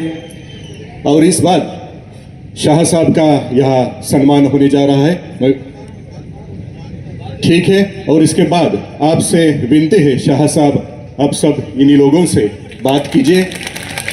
इस बड़ी विराट सभा को आप संबोधित कीजिए, ऐसी विनती मैं आपसे करता हूं. सम्मान्य अमित भाई शाह.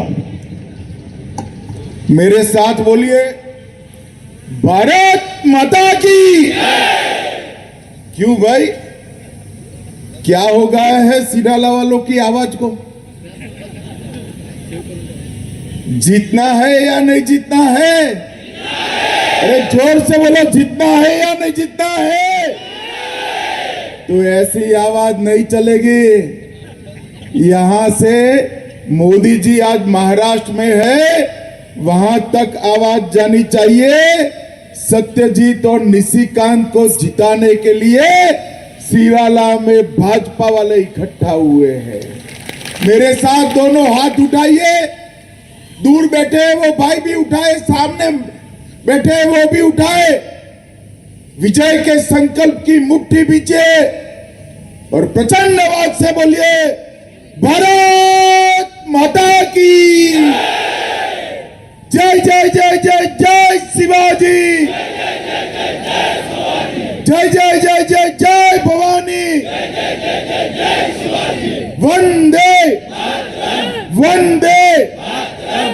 आज विश्वासराव नाईक महाविद्यालय में उपस्थित सभी भाइयों बहनों को मैं प्रणाम कर कर मेरी बात की शुरुआत करता हूं.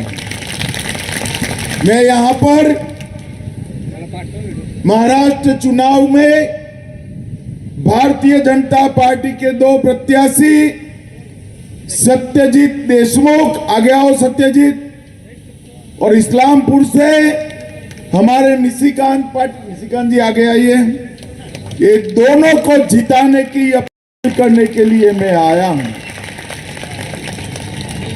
और मैं आज यहां कहकर जाता हूं, हमारे सत्यजीत ने कहा कोई कानून के चलते ये अघाड़ी सरकार ने नाग पंचमी की नाग की पूजा बंद करी है.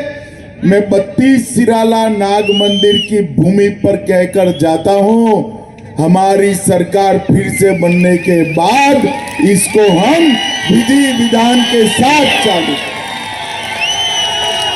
कानून का सम्मान भी रहेगा और नाग पूजा भी वही परंपरा के साथ होगी, ये मैं आज कहकर जाता हूं। मैं ग्राम देवत अंबा माता को और महान गोरक्षनाथ महाराज को भी प्रणाम कर कर मेरी बात की शुरुआत करता हूं।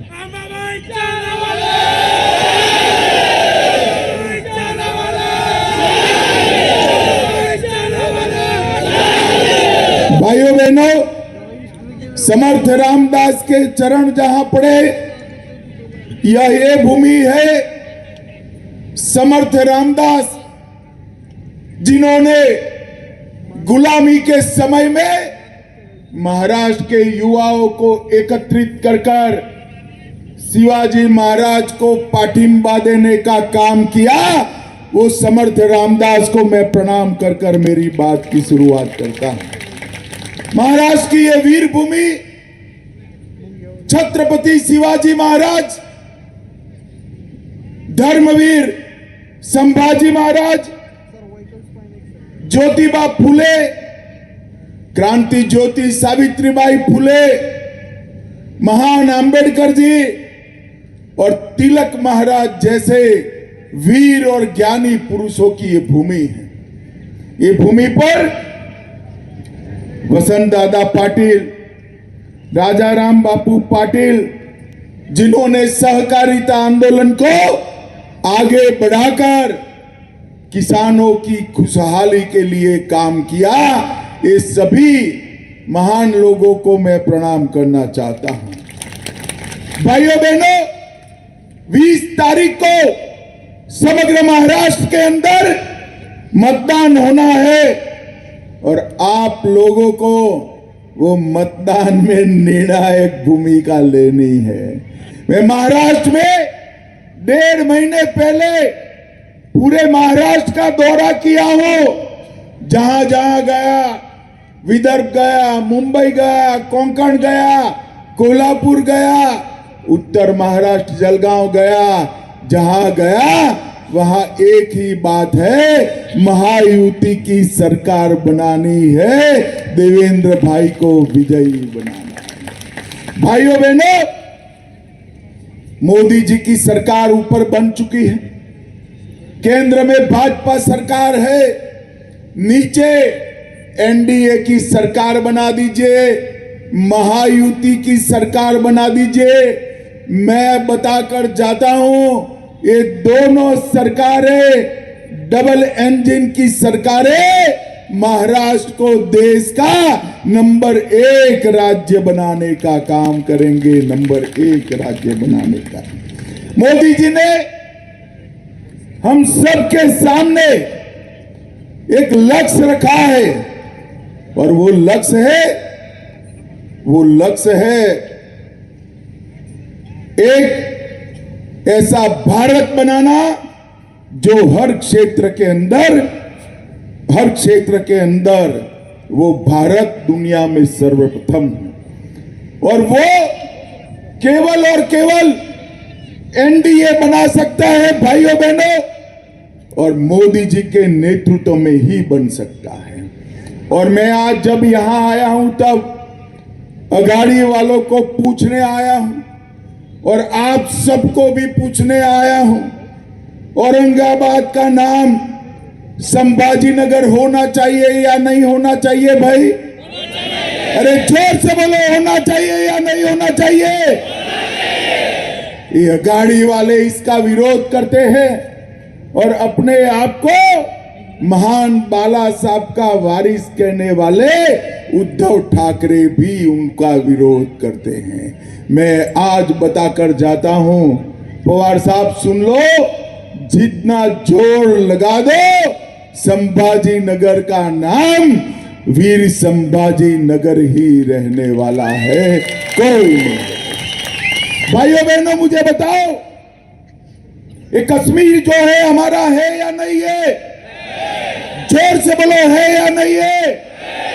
धारा 370 हटनी चाहिए थी या नहीं हटनी चाहिए थी? जोर से बोलो, हटनी चाहिए थी या नहीं हटनी चाहिए? एक कांग्रेस, एनसीपी, नकली शिवसेना शरद पवार की एनसीपी ये कहते हैं कश्मीर में धारा 370 नहीं है। अभी अभी कश्मीर की असेंबली में मीटिंग हुई नेशनल कॉन्फ्रेंस के साथ। कांग्रेस पार्टी ने भी एक रेजोल्यूशन किया कि धारा 370 वापिस लाइए। ये कश्मीर जो है भारत का अभिन्न अंग नहीं है। मैं आज संभाजी महाराज की भूमि पर कहकर जाता हूं, मेरी बात मानिएगा शरद पवार साहब, आपकी 4 पुश्तें भी आएगी, धारा 370 हम वापिस नहीं आएंगे। भाइयों बहनों, इन लोगों ने एक प्रकार से तुष्टीकरण की सम सीमाएं लांघ दी। पूरा देश वक्फ बोर्ड के कुछ प्रावधान जो कांग्रेस पार्टी ने किया उससे परेशान।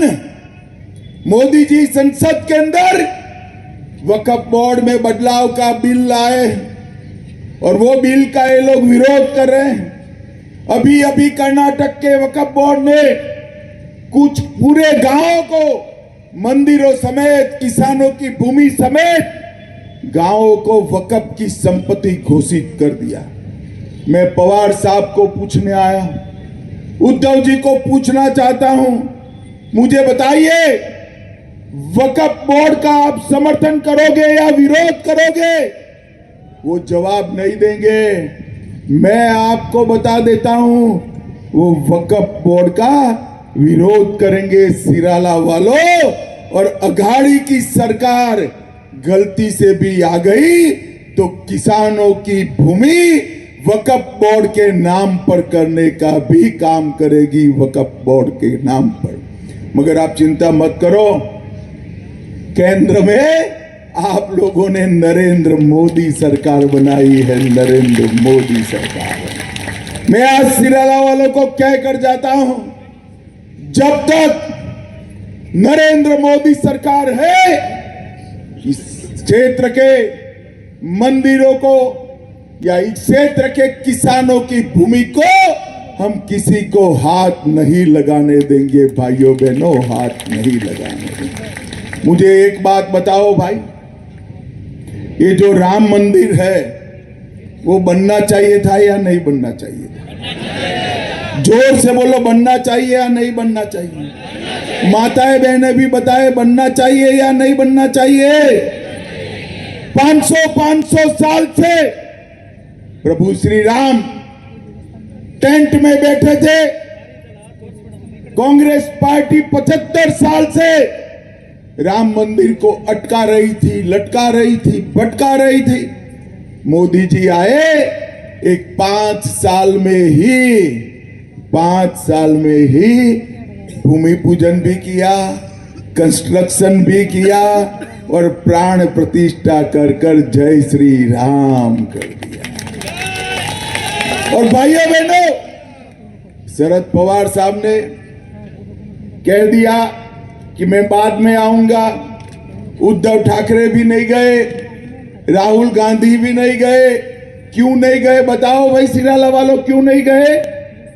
मैं बताऊं, उनको अपनी वोट बैंक से डर लगता है, वोट बैंक से डर लगता है। मगर हम भाजपा वाले वो वोट बैंक से नहीं डरते हैं। सिर्फ राम जन्मभूमि नहीं, हमने काशी विश्वनाथ का कॉरिडोर भी बनाया और सोमनाथ का मंदिर भी सोने का बन रहा है। इसको कोई नहीं रोक सकता। भाइयों बहनों, यहां पर जो तुष्टीकरण की राजनीति चली है, वो तुष्टीकरण की राजनीति को अटकाने का एकमात्र रास्ता महायुति की सरकार, भारतीय जनता पार्टी की सरकार है। और ये सिराला की नाग पूजा को भी जो बंद करने की हिम्मत करी है ना, इसका भी कारण उनकी वो वोट बैंक है। मैं फिर से एक बार दोहराऊंगा, नाग पूजा धार्मिक रूप से परंपरागत तरीके से धड़ल्ले से चालू होगी, इसको कोई नहीं रोक सकता। अन्ना भाऊ साठे का स्मारक बनाने का काम, निर्माण का वादा किया था, नहीं किया।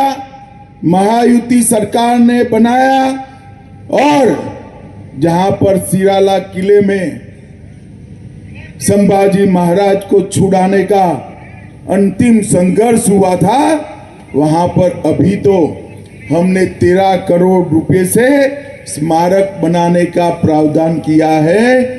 मगर तुम जीत कर आ जाओ भाई, इसको पूरे देश का स्मारक बनाने का काम भारतीय जनता पार्टी करेगी। एमआईडीसी ने यहां पर एक एमआईडीसी का यूनिट है, उसका हम विस्तृतीकरण करेंगे और बड़े बड़े उद्योग ये पहाड़ी क्षेत्र के विकास के लिए भी हम लेकर आएंगे। भाइयों बहनों, आज इस विराट सभा के माध्यम से मैं शरद पवार जी को पूछना चाहता हूं। पवार साहब, 2004 से 14 आपकी अगाड़ी की सरकार थी। 10 साल महाराष्ट्र के लिए आपने क्या किया, इसका हिसाब दीजिए। सिराला वालों वो हिसाब नहीं देते हैं, मगर मैं तो बनिए का बेटा हूं भाई, हिसाब लेकर आया हूं। सुनना है क्या? जरा जोर से बोलो, सुनना है? 10 साल में अगाड़ी की सरकार ने